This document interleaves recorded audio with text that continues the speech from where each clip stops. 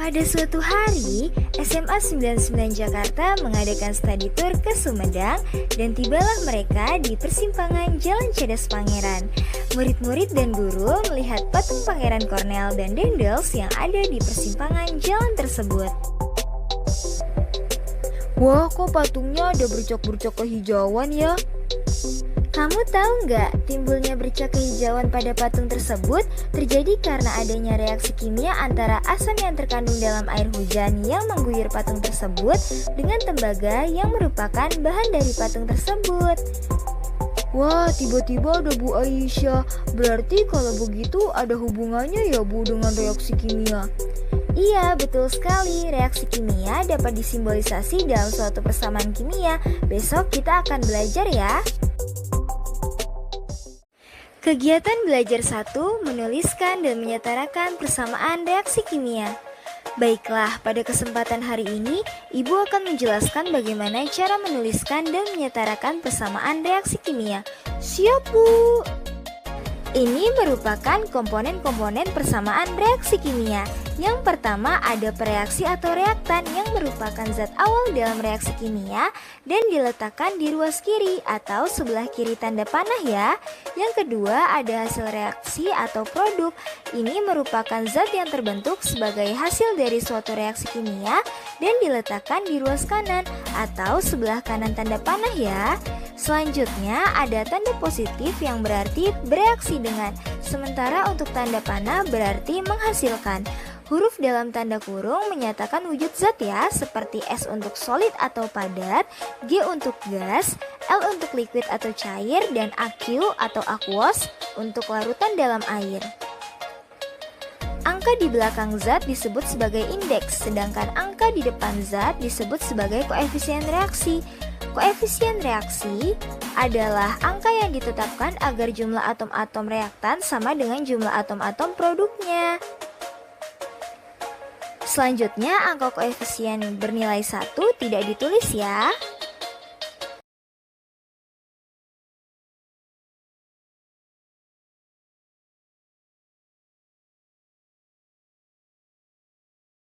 Itu ada Na2CO3 ditambah Cl menghasilkan NaCl ditambah H2O ditambah CO2.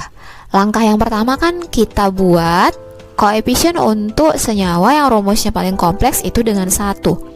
Ada 1, 2, 3, 4, 5 senyawa yang rumusnya paling kompleks ini ya Na2CO3.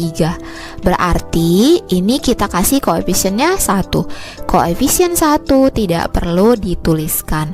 Nah, langkah yang kedua, setarakan unsur-unsur yang terkait setelah kita kasih koefisien yang 1 tadi. Berarti karena koefisiennya 1, Na-nya jumlahnya jadi 2. Kita lihat di kanan, syaratnya kan Jaki sama dengan Jaka, jumlah atom kiri sama dengan jumlah atom kanan. Karena di kiri Na-nya 2, di kanan juga harus 2. Na di kanan ada pada senyawa NaCl. Karena koefisien artinya dikali, maka di sini Na-nya masih 1 supaya 2 dikali 2. Koefisiennya 2. Bisa ya, pelan-pelan.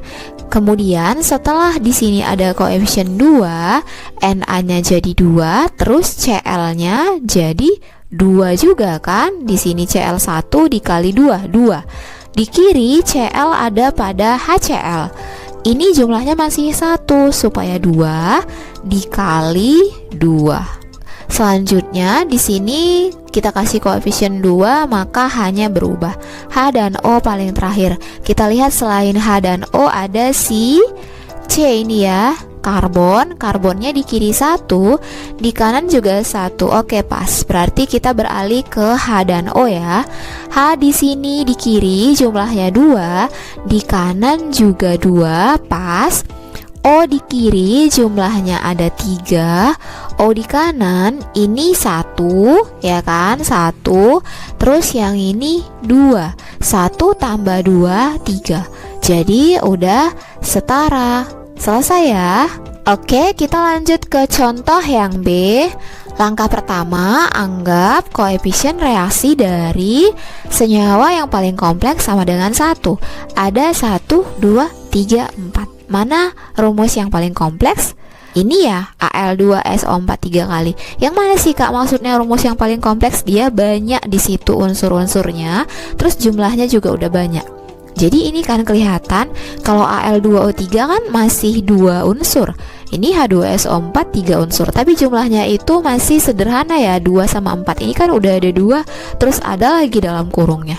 Jadi yang Al2SO4 3 kali ini kita misalkan koefisiennya 1 ya. Kemudian langkah yang kedua, langsung setarakan unsur-unsur yang terkait setelah kita kasih koefisien 1. Di sini ada Al. Al di kanan ada 2. Di kiri Al ini kan pada Al2O3. Udah 2, udah pas. Selanjutnya berarti ke S-nya. S di sini 1 kan tidak perlu ditulis, tetapi perhatikan ada dalam kurungnya. Ada 3. Berarti S-nya ini 1 dikali 3 ya. Nah, S di kiri ada pada senyawa H2SO4. Jumlahnya masih 1. Agar sama-sama 3, 1 dikali 3 ya. Ada lagi selain itu, Al sudah, S sudah, tinggal O sama H. Berarti langsung aja ya kita lihat H sama O nya. H di kiri 3 dikali 2, berarti hanya ada 6. Kita lihat H di kanan ada 2, supaya 6 sama ya dikali 3 agar jumlahnya 6. Oke, setelah H langsung kita ke oksigen. Oksigen yang di kiri, di sini ada 3. Kemudian ini kan oksigen juga, ada 4 dikalikan ke koefisiennya. 3 dikali 4 itu 12 O nya. Berarti oksigennya ada 3 tambah 12 15. Kita lihat yang di kanan, oksigennya 4 dikali 3 ini ya, 12. Terus ini ada 3 dikali 1, 12 tambah 3. Berarti oksigen di kanan juga udah 15. Udah setara. Gimana, mudah kan adik-adik? Jadi kalau pakai cara matematika pasti kalian lama kan, misalkan dengan A, B, C, D ya. Jadi kalau seperti ini menghemat waktu ya. Yang penting itu perbanyak aja latihannya. Kita ke contoh selanjutnya untuk yang ketiga. Pertama sekali, tetapkan koefisien 1 untuk senyawa yang rumusnya paling kompleks kan. Ada 1, 2, 3, 4 senyawa. Yang paling kompleks kelihatan ya, yang ini yang C2H5OH. Berarti ini kita misalkan koefisiennya 1. Kemudian kita kan ke langkah yang kedua, setarakan unsur-unsur yang terikat dengan koefisien 1 tadi. Ini karena koefisiennya 1 berarti jumlah C-nya ada 2 ya. Nah di kanan C ada pada senyawa CO2. Jumlahnya masih 1, agar 2 kita kali dengan 2. Maka kita buat koefisiennya 2 ya. Karena C-nya udah kita kasih koefisien 2, maka jumlah O-nya juga berubah ya. Kita setarakan unsur selain O dan H dulu. Ada nggak yang lain? Nggak ada ya. Di sini hanya C, H, dan O. Berarti kita langsung ke H dan O-nya ya. Di kiri hanya di sini ada 5, kemudian di sini ada 1 lagi. Jadi mata kita harus jeli ya dalam persamaan reaksi ini ya. Berarti H di sebelah kiri ada 5 tambah 1, 6. Di sebelah kanan H ada pada H2O. Masih 2. 2 supaya 6 dikali 3 ya. Kita kasih koefisien 3.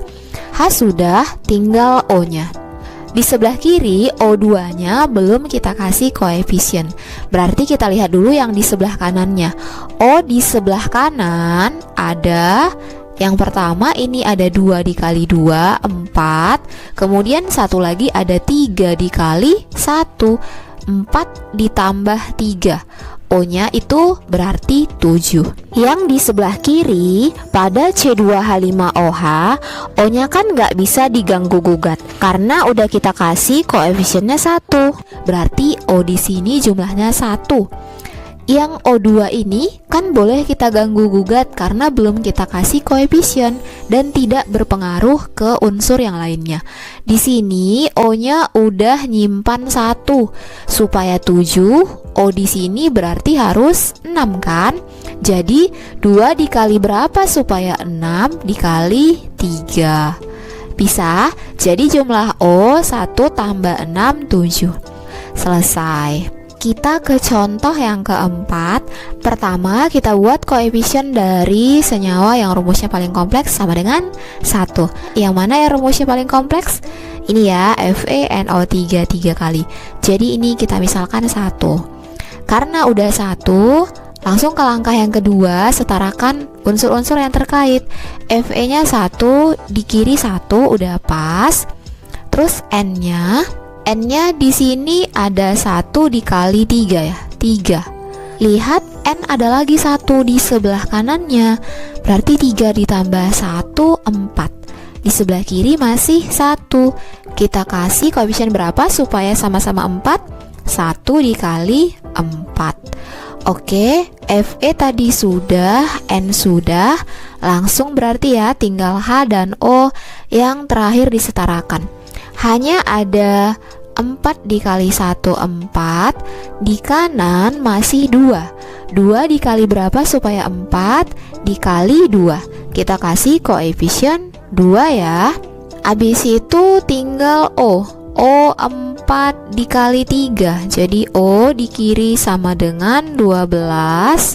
Kemudian O di kanan, O-nya ada banyak ya. Ada pada FeNO3 3 kali, ada pada H2O, ada pada NO. O yang di sini dulu. Ada 3 dikali keluar kurungnya. 3 dikali 3, 9. Ditambah dengan yang ini 2 dikali 1, 2. Terus satu lagi di sini. Berapa itu O-nya? Nggak ada ditulis di depannya kan, koefisiennya berarti 1. Maka O-nya 1. O di kanan 9 tambah 2 11 tambah 1 12. Sama kan dengan di kiri, jadi udah setara ya.